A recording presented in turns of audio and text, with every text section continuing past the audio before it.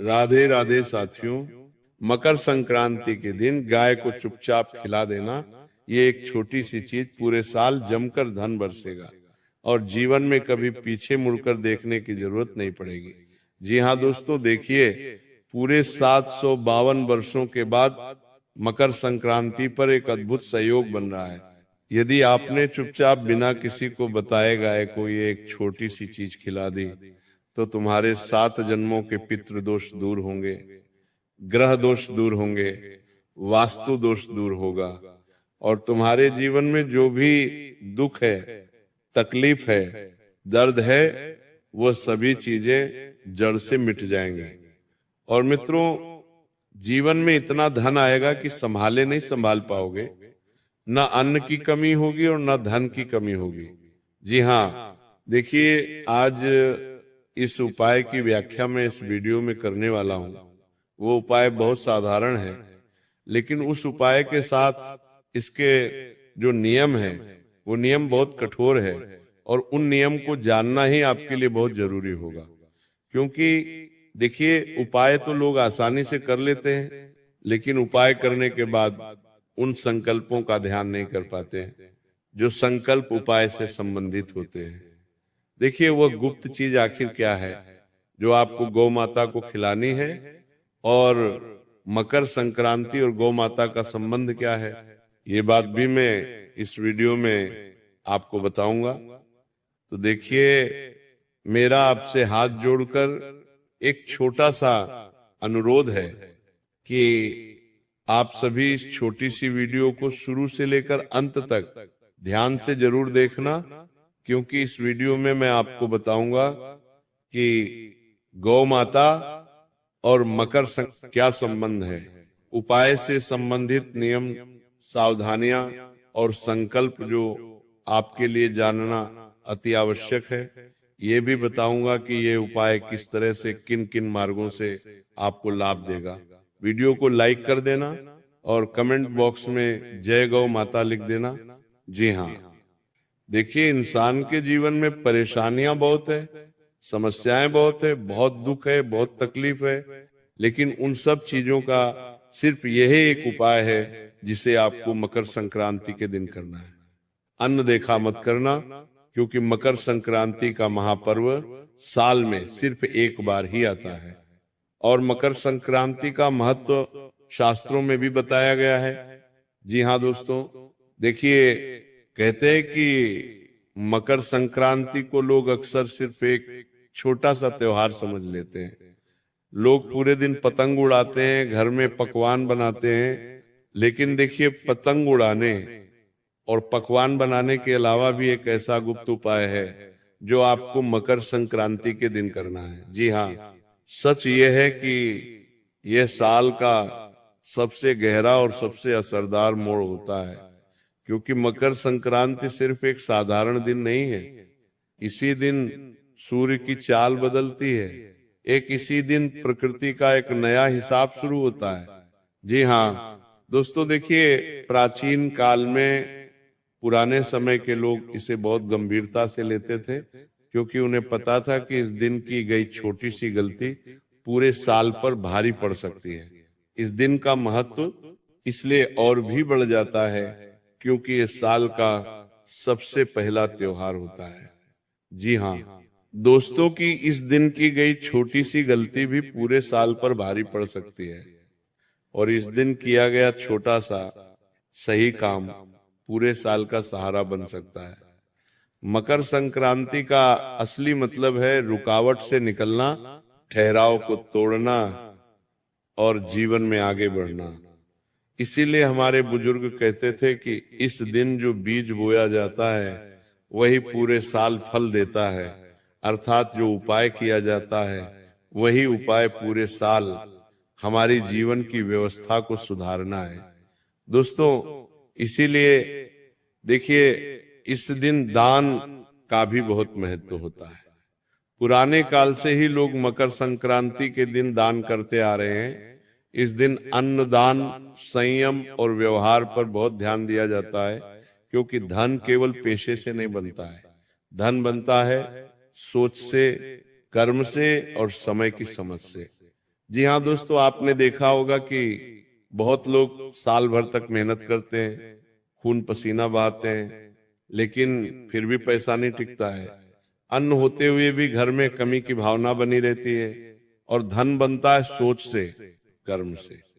जी हाँ दोस्तों, देखिए बार बार खर्च अचानक आ जाता है, और खर्च आता है, पैसा रुकता नहीं है, और इसके पीछे कारण अक्सर वही अदृश्य रुकावटें होती हैं जिनका समाधान हमारे शास्त्रों और परंपराओं में छुपा हुआ है। देखिए, मकर संक्रांति पर तिल और गुड़ इसलिए खाए जाते हैं क्योंकि तिल त्याग का प्रतीक है और गुड़ मिठास का, यानी जीवन में कड़वाहट को छोड़कर मिठास अपनाने का संकेत है। इस दिन दान इसलिए कहा गया है क्योंकि जब सूर्य दिशा बदलता है तब अहंकार छोड़ना सबसे जरूरी होता है। पुराने समय में लोग इस दिन ज्यादा बोलते नहीं थे, झगड़ा नहीं करते थे, और किसी भूखे को देखकर अनदेखा नहीं करते थे। जी हाँ दोस्तों, क्योंकि माना जाता था कि इस दिन की गई उपेक्षा सीधे भाग्य में दर्ज हो जाती है। इस दिन किए गए कर्म सीधे भाग्य की किस्मत की दिशा को बदल देते हैं। जी हाँ दोस्तों, इसलिए कहा गया है कि मकर संक्रांति का पर्व साधारण नहीं माना गया है। अब यहाँ एक बहुत गहरी बात आती है जिसे बहुत कम लोग समझते हैं। मकर संक्रांति पर प्रकृति सुनती है, लेकिन शोर नहीं सुनती, दिखावा नहीं देखती। मकर संक्रांति का पर्व है सिर्फ भावना और मौन को, किए गए कर्मों को ही पहचानना, यानी कि जो गुप्त उपाय और जो गुप्त कार्य अगर हम मौन रहकर करेंगे, सबसे छुपा कर करेंगे, तभी उसका फल हमें प्राप्त होगा। दोस्तों, इसीलिए जो लोग इस दिन कैमरा लगाकर लोगों को दिखाकर दान करते हैं, उन्हें संतोष तो मिलता है, लेकिन स्थायी फल नहीं। क्योंकि देखिए, आज के समय में लोगों ने दान पुण्य को भी एक ट्रेंडिंग टॉपिक बना दिया है। गौशाला में लोग जा रहे हैं तो वहां पर फोन निकाल कर खड़े हो जाते हैं, गाय माता को चारा खिलाते हैं, किसी अन्न और धन का किसी गरीब को दान कर रहे तो उनके साथ फोटो खिंचवाते हैं, वीडियो बनाने लग जाते हैं, लोगों को दिखावा करते हैं। लेकिन शास्त्रों में बताया गया है कि दो चीजें हमें हमेशा लोगों से छुपा कर करना चाहिए। पहला दान और दूसरा पूजा पाठ और ध्यान। क्योंकि ये दो चीज जितनी छुपी हुई रहेंगी उतना फल आपको मिलेगा। जल्दी ही तो देखिए कि अब धीरे धीरे मैं आपको उस दिशा में ले जा रहा हूं जहां असली रहस्य छुपा है। लेकिन उससे पहले यह समझना जरूरी है कि गाय को हमारे शास्त्रों में इतना ऊंचा स्थान क्यों दिया गया है। जी हाँ दोस्तों, क्योंकि देखिए, ये उपाय सिर्फ गौ माता पर ही निर्भर करेगा और उस इंसान पर निर्भर करेगा जो इंसान ये उपाय कर रहा है। तो आज ये उपाय किस तरह से अपनी दिव्य शक्ति तुम्हें दिखाएगा, ये उपाय किस तरह से तुम्हारे जीवन से अंधकार को मिटाएगा, ये उपाय किस तरह से तुम्हारे जीवन में खुशियों की रोशनी लेकर आएगा। हर एक बात समझ लेना, हर एक बात अच्छे से सुन लेना, क्योंकि अगर तुमने अनसुना किया या तुम कोई बात भूल गए तो ये उपाय अपना नकारात्मक असर भी दिखा सकता है। यानी कि तुम तो सोचोगे कि यार, मैंने तो जीवन में अपना अच्छा, अपना भला करने के लिए उपाय किया था, लेकिन मेरे साथ बुरा क्यों हो गया। इसके पीछे का कारण यही होगा कि तुमने एक एक बात को अच्छे से नहीं समझा होगा या एक एक बात को अच्छे से नहीं सुना होगा।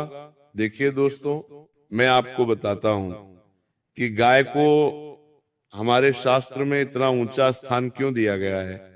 कि गाय तो सिर्फ एक प्राणी है, गाय तो सिर्फ एक पशु है तो नहीं।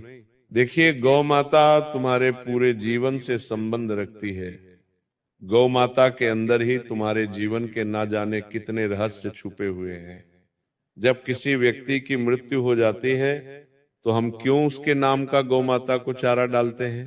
क्या तुमने कभी सोचा है, जब जीवन में दुख आता है, तकलीफ आती है और बीमारी आती है, तो हम क्यों गौ माता को याद करके गौ माता को भोजन खिलाते हैं।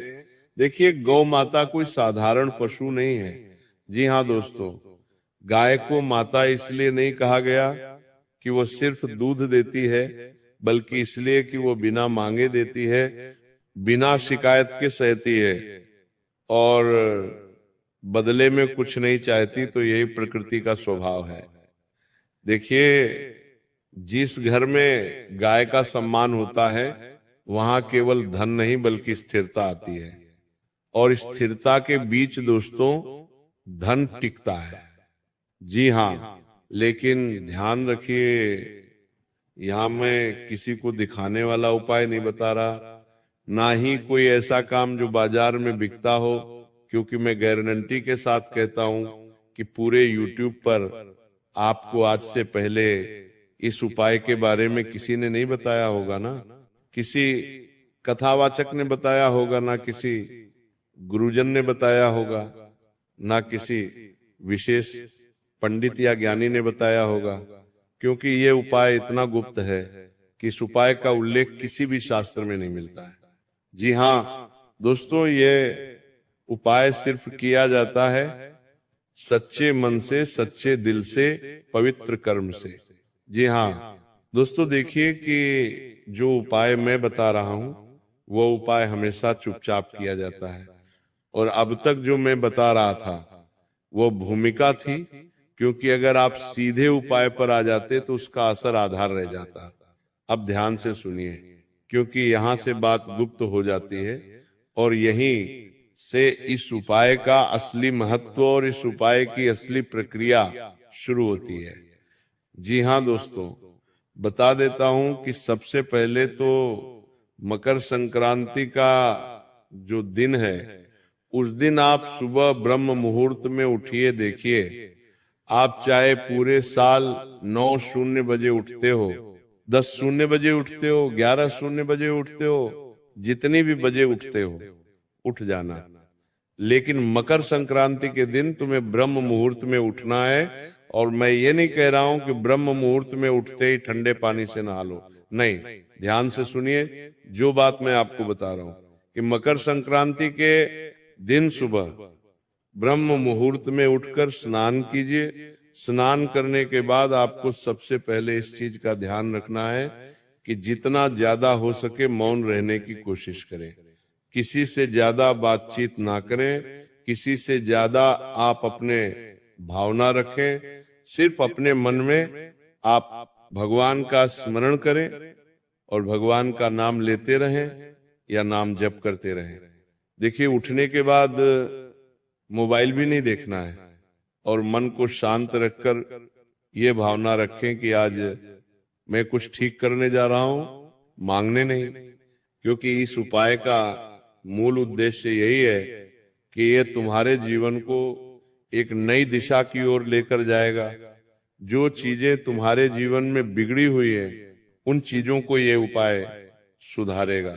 जी हाँ दोस्तों, देखिए, मन में आपको यही भावना रखनी है कि आज मैं कुछ ठीक करने जा रहा हूं, मांगने नहीं जा रहा हूं।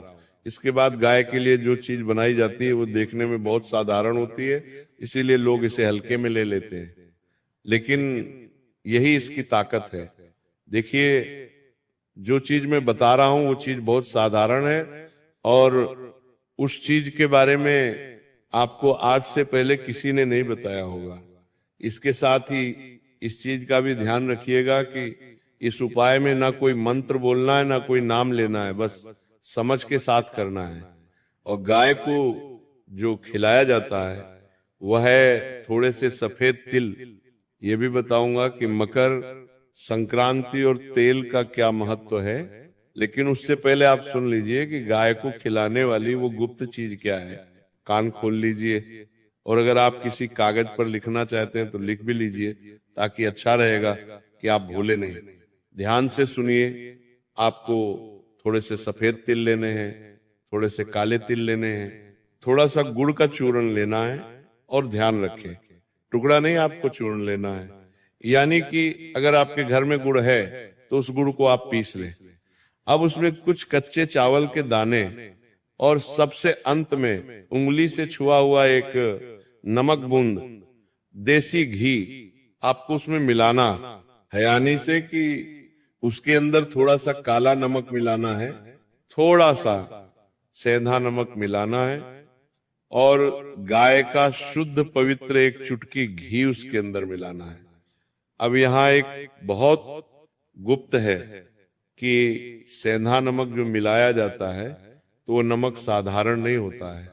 और ये भी ध्यान रखिएगा कि आप गलती से कहीं साधारण नमक मत मिला देना, उसमें थोड़ा सा सेंधा नमक मिलाना और थोड़ा सा काला नमक मिलाना। देखिए, ये सब किसी थाली में सजा कर नहीं, बल्कि सीधे हाथ में लेकर गाय को खिलाना है। अगर आप अपनी हथेली में रखकर गाय को खिलाओगे और गाय ने अपनी जीभ से तुम्हारी हथेली को स्पर्श कर लिया, आपकी बात करने तुम्हारी बनानी नहीं तलवार में हथेली करना, तो समझ जाना कि साक्षात माता ने तुम्हारे सारे कष्टों को अपने अंदर समाहित कर लिया है। क्योंकि देखिए, आपको मैं बता देता हूं कि ये सब चीजें अगर आप थाली में रखकर गौ माता को अर्पित करेंगे तो उतना जल्दी असर नहीं होगा। सीधे हाथ में लेकर गाय को खिलाना है। उसके बाद ध्यान रहे, ये उपाय आप कर ले तो किसी को बताना नहीं है, ना किसी को दिखाना है।